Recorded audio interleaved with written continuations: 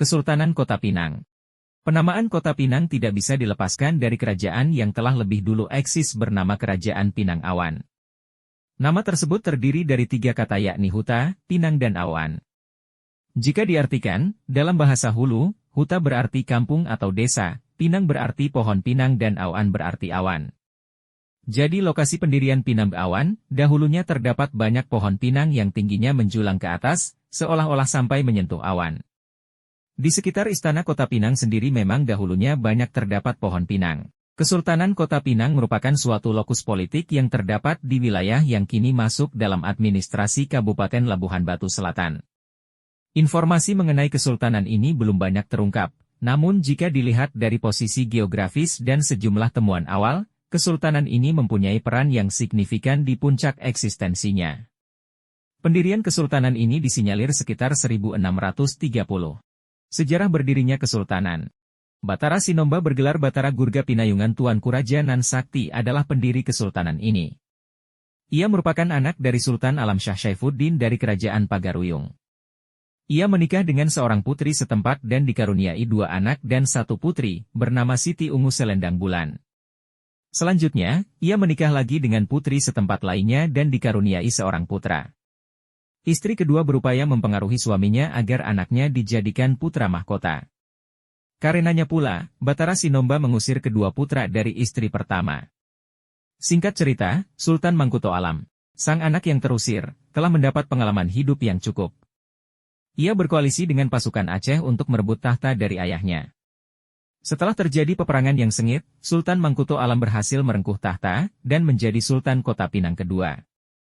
Keturunan Sultan Mangkuto Alam dan Siti Ungu di kemudian hari menjadi para sultan di Kesultanan Asahan, Panai dan Bilah. Penyebutan Kota Pinang juga lekat dengan keberadaan pohon pinang yang banyak tumbuh di pinggir Sungai Barumun. Sebab lebatnya tanaman ini, seolah-olah menyebabkan batang pinang itu seolah memagari sungai. Maka nama sekitar juga sering disebut Pagar Pinang. Penyebutan kota di masa silam juga dekat dengan istilah kubu atau benteng. Jadi, terdapat suatu bangunan yang terbuat dari bahan-bahan yang dihasilkan dari alam, yang berfungsi melindungi kelompok manusia yang ada di dalamnya. Kebudayaan dan kesenian. Aneka ragam tradisi dan kesenian yang ada di Kota Pinang tidak bisa lepas dari keadaan alam setempat, yang masih didominasi oleh kehidupan sungai. Terdapat salah satu tradisi yang bernama mengkocal.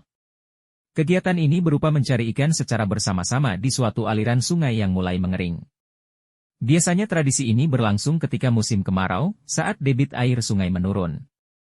Endeng-endeng adalah satu-satu kesenian tari yang ada di Kota Pinang, atau Labuhan Batu secara umum.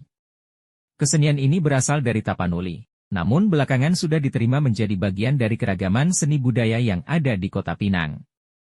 Tarian endeng-endeng biasanya dilakukan dengan berkelompok dengan iringan musik tabuh seperti gendang dan ketipung.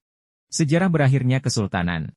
Pada 1865, pemerintah Hindia Belanda membonsai kekuasaan para sultan di Sumatera Tengah, dengan cara menetapkan penguasa administrasi kolonial.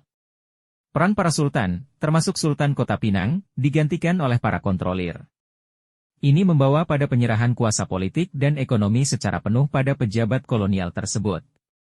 Keadaan ini juga ditandai dengan pendirian Afdeling Labuhan Batu yang mengganti pemerintahan pribumi. Alasan utama Belanda ingin mengatur langsung wilayah kesultanan adalah karena hasil hutan yang bagus serta keberadaan aliran sungai yang potensial sebagai penopang transportasi air yang dapat mengangkut hasil hutan, panen, atau barang-barang lain dalam skala besar dan murah.